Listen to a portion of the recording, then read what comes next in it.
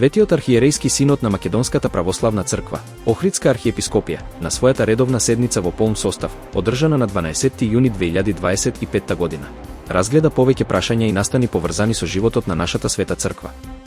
Светиот синод ги разгледа и ги усвои годишните извештаи од епархиите на Македонската православна црква, Охридска архиепископија во татковината и диаспората, а неколку свештенослужители удостои со повисоки црковни чинови. Светиот архиерејски синод исто така го разгледа и предлогот на председателот на Светиот архиерејски синод на Македонската православна црква, Охридска архиепископија, неговото блаженство архиепископ Охридски и македонски господин Стефан, за избор на иден митрополит на упразнетата Дебарско-Кичевска епархија.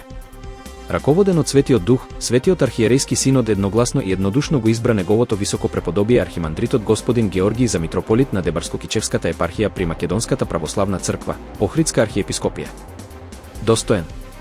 Наречението на новоизбраниот митрополит Дебарско-Кичевски ќе се изврши на 12 јули 2025 година на Петровден во храмот Свети Климент Охридски и Свети Пантелеймон на Плаушник, а епископската хиротонија и интронизацијата за митрополит Дебарско-Кичевски ќе се изврши на 13 јули 2025 година на Павловден во соборниот храм на Охридските архиепископи Света Софија во Охрид.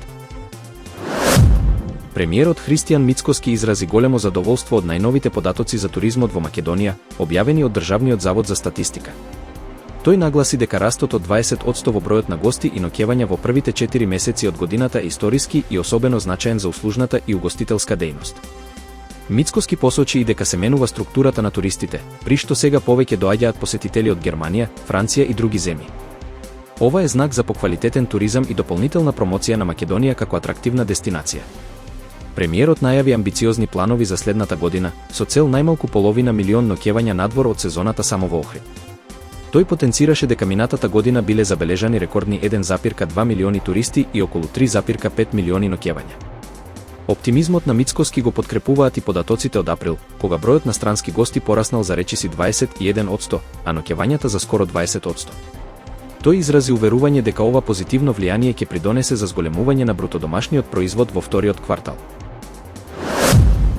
Влезот на нови странски инвестиции, најавите за вработување и изградбата на автопатија поттикнуваат позитивната атмосфера за македонската економија, велат економистите.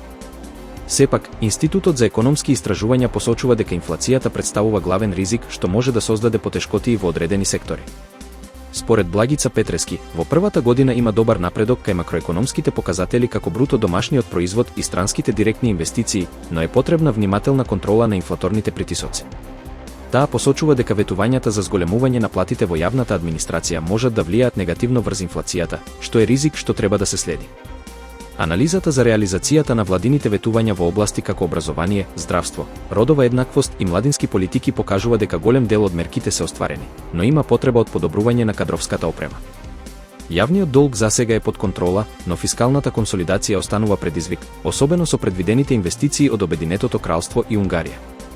Со најавените кредити и инвестиции, градежниот сектор ќе добие нов поттик, а се очекува зголемување на квалитетот на компаниите и пренос на знаења и искуства. Владата истакна дека Македонија сега е лидер во Европа по странски инвестиции, со над 1,2 милиарди евра, и се очекува раст на бруто домашниот производ од 3,2% до над 4% до крајот на годинава.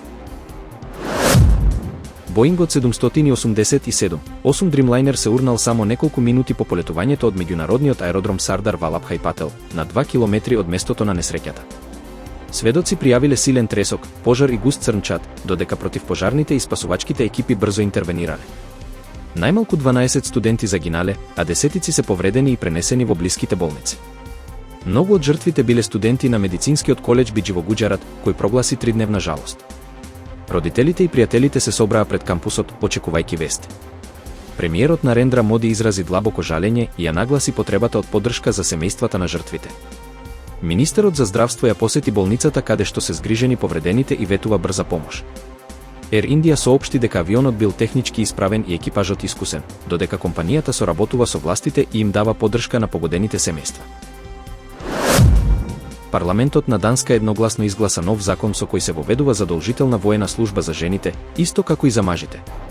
Жените досега можеа доброволно да служат 4 месеци, но сега ќе бидат обврзани на 11-месечна обука. Новиот систем ќе стартува веќе следниот месец. Доколку нема доволно доброволци, државата ќе користи лотарија за регрутација, метод кој одсега ќе важи и за жените. Министерот за одбрана Лунд Поулсен изјави дека оваа мерка е неопходна поради актуелната безбедносна состојба. Данските вооружени сили планираат да испраќаат 7500 луѓе годишно на обука.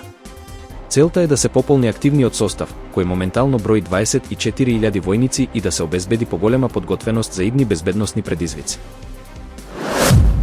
Кина и САД постигнаа начелен трговски договор по телефонски разговор меѓу Трамп и Си Џинпинг, ставајќи крај на застојот во нивната трговска војна. Кинескиот представник изјави дека двете страни мора да се придржуваат до договорот и дека Пекинг секогаш ги исполнувал своите ветувања.